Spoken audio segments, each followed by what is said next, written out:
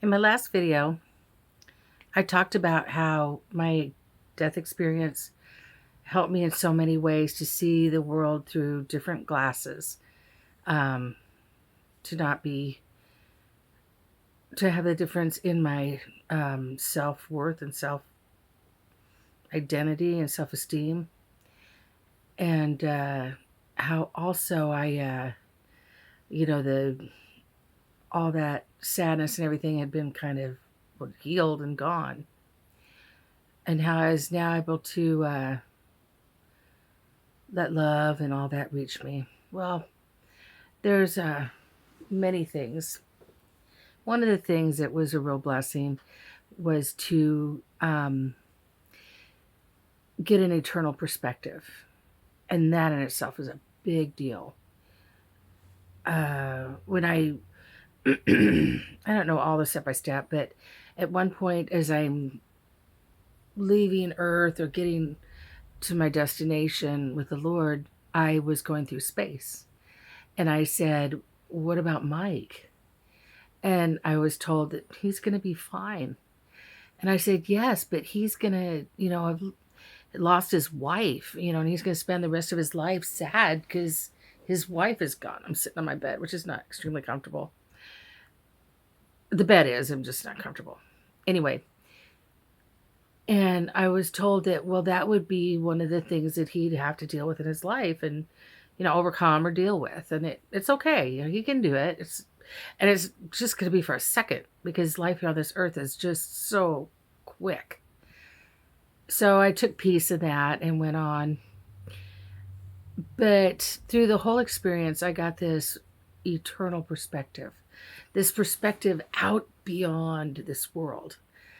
And like I said, there's so many parts to it. But how it applies to when I came back, I don't sweat the small stuff anymore because I know that Earth is so finite, and what seems so big and important and earth shattering and devastating really is just, it lasts a second. And even though it may seem destroying, destructive, uh, it's really not, because the earth is going to be here. You're going to be here. And if you're not here, you're going to be there. Or there's going to be stuff along the way, and this is what you were supposed to do anyway. So it's all kind of well in hand. And I took a lot of comfort in that. For example, before my death experience, if we had car trouble, it drove me nuts. I don't trust mechanics. I've been taken by mechanics several times in my life. I don't trust them.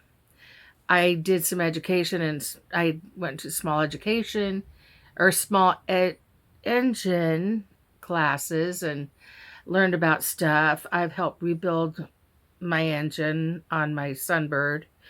I've changed like freeze plugs and rebuilt carburetors and stuff like that. So I have some knowledge. And yet I got taken. So car trouble just has always driven me crazy because I know it's big bucks. You got to find somebody to do it. Are they ethical? Are they not? And so it's always been this big, big deal. Well, since my experience, we have car trouble. It's like, okay, well, let's get it fixed. And so we end up going and getting it fixed, and we got taken. But it was just after I found out that this guy had hurt our transmission, so then he could replace our transmission, which was like $5,000. It was like, okay, well, we'll either get rid of the car, we'll get it fixed, whatever. I just wasn't bothered by it. It was just not a big deal. And before, it would have been like, oh, I'm not going to live through this. How are we going to deal with it? And just go crazy with it. And I just didn't care. I really didn't care because we had several different options of how to go through this. We just needed to pick one and do it. And it just wasn't earth shattering. And there's been other things like that have come along, and It's not that I am apathetic to it. I just, you can choose door number 1, 2, or 3, or go this way or that way.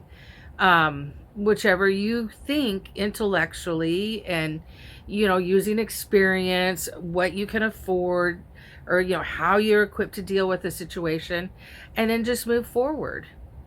And it just, it's stuff, I just don't sweat stuff anymore. I think getting that eternal perspective, knowing that this life is but a nanosecond. I mean, it's done like that. And so, and eternity doesn't stop. The process of birth, life, death, and beyond does not stop. So these things that we face in our lives are just so small and so temporary. They are very important to who we are and how we grow. Extremely important. But nothing's worth messing up our eternal progression and our devotion to God. And that helps me so much in handling big stuff, but also thinking forward and going through my days. Now, COVID really challenged this idea. Challenge in dealing with old triggers, challenges in, my biggest part of my support system, community, all of that is wrapped up in church and my church friends and gathering every week and seeing them and, activities and all of that. And it was taken away like that. And I'm left there saying, oh no, I don't have that. And that was devastating to me. And I was isolated at home. We had one car at the time. He needed it for work. Mike needed it for work. So I was stuck at home all the time. I'm trapped. And that was not a good feeling. I live in a very hilly place. I can't really do hills because of my heart. Even going to my mailbox involves going up and down a hill. And, so I was really stuck here. And that was so hard. There's so many reasons why COVID, and the world was unstable. I mean, we look back at it now and you're like, oh yeah, that happened. But going into it, the fact that the whole world was first Wuhan got shut down. I'm like, how did they shut down a whole city? Like, it didn't make sense to me. I didn't think you could do that. On 9/11 and after 9/11 for a while, airplanes in America didn't fly. Never had been done before, ever. And it was just astounding to me that they could do that. Like, I didn't think that was possible. And now they shut down the whole world. I mean, our freedom of movement, our freedom of religion, our freedom of all these different things were just taken away and shut down. And, then people were dying and, Catholics couldn't get last rites. The Hajj came up. People didn't go. Easter came up. People didn't go. 4th of July, nobody went anywhere. Our general conference, no. They had to do it via video. So we weren't able to get together as one. All that was pretty intense to go through. Never thought I would see any of that in my lifetime. I had no frame of mind for it. And so I really had to hang on to my eternal perspective then. And know that God is in his heaven and all is right with the world, even as it was at that time. And I had to hang on to my eternal perspective a little bit more then. A lot more than I do now, because I've surrendered myself to knowing that he's in charge and he's got it well in hand. We are very fortunate being a member of the Church of Jesus Christ of Latter-day Saints, because our church is led by a prophet of God who receives revelation from God and then disperses it amongst us. So we know what the will of God is in a very up-to-date manner. And I found myself hanging on to that so much because I could pray and receive revelation, personal revelation about the will of God for me. But as an individual in my personal life, which is an incredible thing to have. But I also knew that this guy was leading the church, me, my family, my friends, my church family. We were led by somebody who had a direct line to God and was telling them. It's for Catholics to be like the Pope. Anyway, so we had that, and it was something I could hang on to. So I knew that we were going to be okay. But the eternal perspective said that everything is as it should be, Leslie. And this is just for a nanosecond. And then you're going to be back home with Heavenly Father. And you're going to go on to the next education that you're going to get as you go through eternity. And I love that so much. So it's a matter of just hang on and get through it. But I love this eternal perspective because not only does it go from here forward, because eternal is one eternal round. Although I don't know that you go around and around and around, but it just never ends. Okay. And so that means that we lived eternally before now. And I love that too, because I think of my spirit living forever, that I have maybe had many, many challenges. Not that they're all like living on earth and, all that. I don't know how that's all going to play out. We'll find out, eventually. But that my spirit has been around a very long time. I've had many interactions. I know that I was there for the war in heaven, and I made decisions about what I wanted and what I wanted to do and follow. And you can play it back earlier than that. We're going to get that. When we finally rest on the other side, we're going to get the whole story, and it's going to be amazing. But I know that it's there. And so that makes me feel really comfortable where I'm at, because if this isn't the only existence we've had right here on earth, and that we have been promised that we will have eternal life, then this is going to go on. And I like that very, very much. And it makes me kind of have a more perspective about what I'm going through right now. If you think about it, when you were in your 20s, late teens, and something happened, boy, was it big. It was like the biggest deal ever. And you just were so like run away with it. And it was intense. Maybe it's just me, but I tend to see that in younger people. So, but as you got older, you became more and more inflappable. And old people, it's like hard to like freak them out, because they've been there, done that. And I just, I like the thought that that's probably what our spirits have been through. I know that everything is there to help us to grow. All things come together for our good. And our good is growth. Now, we have the option to grow from things or the option not to. That's our free will. I talked on my last video about child abuse. How does that child abuse fit into this paradigm of everything works together for my good? How can this fit into this? Well, I can tell you, going through that stuff made me compassionate.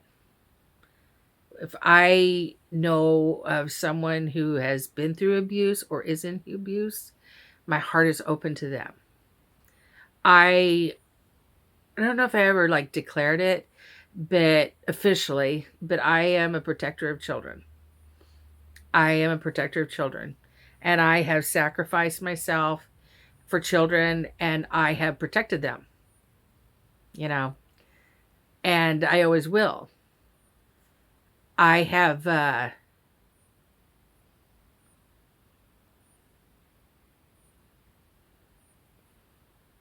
understood the incredible importance of raising your children with love. and being a good parent. And there's so many other wonderful things I got out of it. You know, I know how to listen to people, how to read people, how to read the feelings and what's going on. You know, some people say, "Oh, I'm an empath," and I think, "Oh, okay, I may be an empath." I don't know about that. All I know is I am expert at reading the spiritual, emotional energy in a room. I can dial into people and see how they're feeling, kind of read all the signs they're giving me. And how that helps me is that I can see that and I can help. I can do something.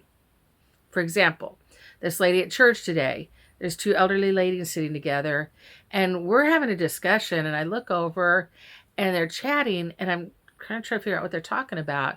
And lady rubs her arms like this. And I'm like, oh, she's cold. Well, I had a jacket that was kind of sitting in my back over my shoulders a little bit. And I asked my husband, I said, take this jacket over to her. So he did, and she put it over his shoulders. That's me just being aware, being connected, being plugged in. And that comes from the abuse, because I had to read the smoke signals and know when to get away from the house and you know, make myself scarce and read the temperature in the room and see if it was safe to be there. Because it wasn't just the sexual abuse, it was the emotional kind of, you know, abuse. So I kind of had to read that. There's just so many good things that can come in your life. It's all an education.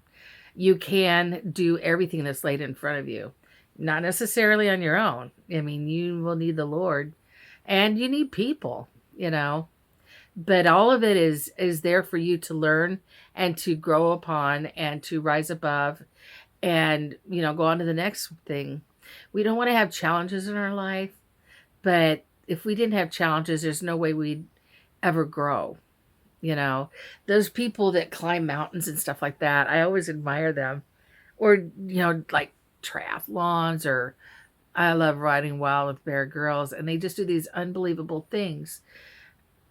But they never would have got the payoff of the scenery they see, or the connectiveness to the land that they're in, or the experience, if they didn't go through what it took to get there. And that's what our life is. It's just, we're, you know, running wild with Bear Girls. Our whole life is.